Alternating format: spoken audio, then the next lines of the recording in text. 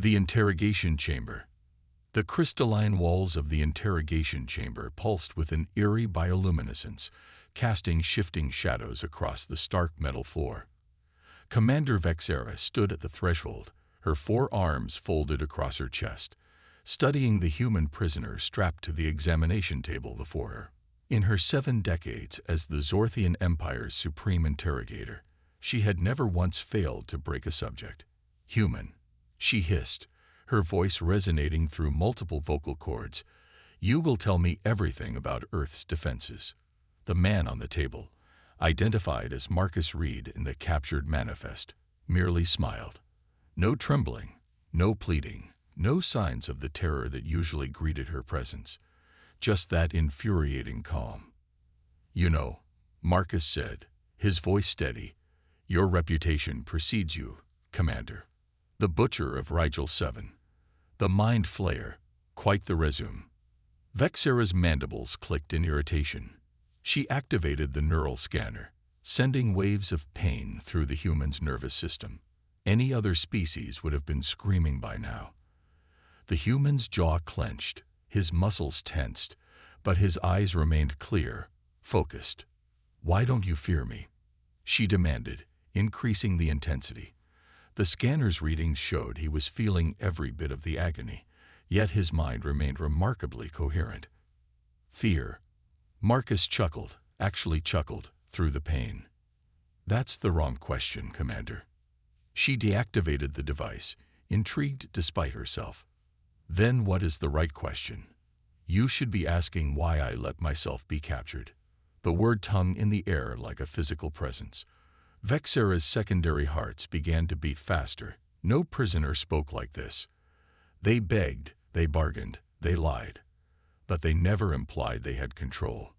"Explain," she commanded, though a tendril of unease had begun to coil in her thorax. Marcus shifted against his restraints, not struggling, just adjusting his position as if he were merely uncomfortable rather than imprisoned. "Your species has been studying humans for 3 years now, abducting the occasional civilian, probing our defenses, testing our weaknesses. And we have found many," Vexera interrupted. "Your bodies are fragile, your technology primitive, you're exactly what we wanted you to think." His smile widened. "Tell me, Commander, in all your studies, did you ever wonder why every human you captured seemed so ordinary? No military personnel, no scientists, no one of real importance." The unease grew stronger. Vexera had wondered about that, had even mentioned it in her reports, but the High Command had dismissed her concerns. Humans were simply too primitive to have developed proper security protocols, they'd said. "We let you take who we wanted you to take," Marcus continued. "Fed you the information we wanted you to have. Built the picture we wanted you to see." "Impossible," Vexera snarled, but doubt had crept into her voice. "Our technology is superior, yes, but technology isn't everything." Marcus's eyes seemed to darken. "Did you know that human children play a game called hide and seek? The goal isn't to hide perfectly. It's to hide just well enough that the seeker thinks they're winning when they find you." A chill ran down Vexera's exoskeleton. She activated the psychological probe, diving into his mind, determined to tear the truth from his consciousness. But where she expected to find barriers, she found pathways, open doors, memories laid out like a welcome mat. She saw Earth not as the primitive world her people had catalogued, but as something else entirely. Underground facilities stretching for miles, weapons that defied understanding, and most terrifying of all, humans who had trained their entire lives for a single purpose: to be captured. "We call ourselves Trojan horses," Marcus's voice echoed both in the chamber and in her mind, named after an ancient strategy. "We're not prisoners, Commander. We're infiltrators." Vexera tried to withdraw from his mind, but found she couldn't. The pathways she'd followed had become a maze, and she was trapped within it. 47 of us," he continued, "scattered throughout your fleet, your research stations, your command centers, each of us carrying something special in our neural patterns, a gift from humanity." The chamber's lights flickered. Warning klaxons began to sound throughout the ship. "What have you done?" Vexera demanded, finally breaking free from his mind. The right question at last. Marcus's restraints clicked open. He'd been able to release them all along. He stood, stretching casually. "We've introduced your systems to something we call a virus, but not a technological one. A mimetic virus. An idea that spreads, mutates, evolves." The door to the chamber slid open. Several guards rushed in, weapons raised, but they hesitated, confusion evident in their movements. "The idea," Marcus said, walking past the bewildered guards, "is that maybe, just maybe, you've been wrong about everything. That idea is now spreading through your neural networks, your shared consciousness, your very culture. Doubt, Commander. We've weaponized doubt." Vexera felt it then. The creeping uncertainty that began to question every assumption, every belief, every order she'd ever followed. It was infectious, unstoppable, and far more terrifying than any physical weapon. "Why don't I fear you?" Marcus turned back to face her. "Because fear is a choice, and I chose to be the nightmare you never saw coming." As chaos erupted throughout the ship, Vexera realized with crystal clarity that the humans hadn't just outsmarted them. They'd understood them in ways the Zorthians had never bothered to understand themselves, and in that understanding lay a weapon more devastating than any plasma cannon or antimatter bomb. The hunter had become the hunted, and the game was only beginning. The hunter becomes the hunted. The Zorthian flagship Dominion's wrath shuddered as conflicting commands rippled through its neural network. Commander Vexera stumbled through corridors filled with confused crew members, each questioning orders that moments ago had seemed absolute. The mimetic virus was spreading faster than she'd thought possible. Marcus Reed walked beside her now, no longer a prisoner but something far more dangerous, a herald of humanity's true capabilities. His calm demeanor stood in stark contrast to the chaos around them. "Your people never understood recursion," he explained as they passed a group of officers arguing about protocol. "The ability to question the question, to doubt the doubt. It's what makes us human." "How long?" Vexera managed to ask, her mind fighting against the viral thoughts. "How long have you been planning this?" "Since the moment your first probe entered our solar system," Marcus replied. "We've been watching you watch us. Every abduction, every scan, every infiltration attempt. All carefully orchestrated theater." They reached the command center. The massive holographic display showed the Zorthian fleet in disarray. Ships were breaking formation, some firing on each other as crews split between those affected by the virus and those still following original directives. "You've destroyed us," Vexera whispered. "No," Marcus corrected. "We've liberated you. Your empire was built on unquestioning obedience, on the certainty of your superiority. We've given you the gift of doubt." A younger Zorthian officer approached, his movements uncertain. "Commander, I don't understand my orders anymore.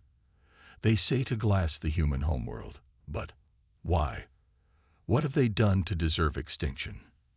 Vexera opened her mouth to give the standard response about inferior species and manifest destiny, but the words wouldn't come.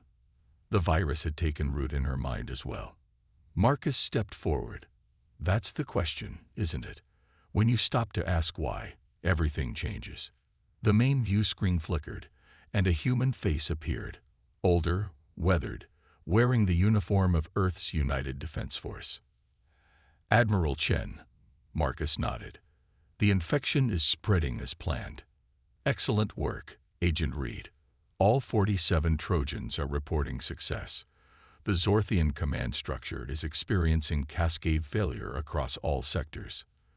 Vexera watched in horror and fascination as her empire crumbled not from external force, but from within. "You planned all of this? Every detail?" "We had to," Admiral Chen replied. "Your technology outmatched ours by centuries. We couldn't win through force, so we chose a different battlefield. The mind itself." "But how?" Vexera pressed. "How did you know it would work?" Marcus smiled. Because we've been doing this to ourselves for millennia. Every revolution, every paradigm shift in human history started with someone asking why. We weaponized our own nature. The view screen split, showing multiple feeds from across the fleet. Zorthian crews were laying down their arms, not in surrender, but in contemplation. Some were accessing historical records, questioning the official narratives they'd been fed. Others were attempting to communicate with species they'd previously conquered. You haven't just defeated us, Vexera realized. You've changed us, fundamentally. That was always the goal, Marcus confirmed. Destruction is easy. Transformation, that's the real challenge. A priority alert flashed across the command center. The Zorthian High Council was attempting to activate the fleet's self-destruct protocols, preferring annihilation to this philosophical infection. They'd rather die than think, Vexera said, her voice filled with a new emotion. Disgust at her own leadership. Will you help us stop them? Marcus asked.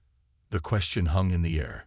Vexera, the supreme interrogator, the faithful servant of the Empire, felt the last of her certainties crumble. In their place grew something new. Choice. She moved to the command console, entering her override codes. Computer, this is Commander Vexera. Cancel all self-destruct sequences. Authorization. Vexera Prime 779. Authorization accepted, the computer replied. Self-destruct canceled. Around them, the chaos began to settle into a new kind of order. Zorthian officers were talking instead of commanding, discussing instead of decreeing. The rigid hierarchy that had defined their civilization for eons was dissolving, replaced by something more fluid, more human. What happens now?